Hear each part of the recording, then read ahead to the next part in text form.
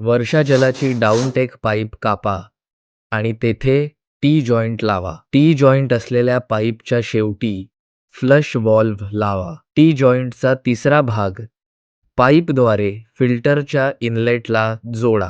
Spirit लेव्हलने फिल्टरची पातळी तपासा. भिंतीवर 4 खुणा करा आणि तिथे ड्रिल मशीनने छिद्र पाडा. स्क्रूचा वापर करून फिल्टर लावा. फिल्टर एलिमेंट 2 स्वच्छ पाण्याच्या आउटलेटच्या ठराविक जागेत ठेवा. फिल्टर एलिमेंट 1 युनिटमध्ये ठेवा. पारदर्शक झाकण युनिटच्या 2 नॉबवर लावा. 4 इंच व्यास आणि 6 किलो मजबूतीची PVC पाईप वापरून फिल्टरच्या स्वच्छ पाण्याच्या आउटलेटला बोरवेलच्या केसिंग पाईपला किंवा टाकीला जोडा.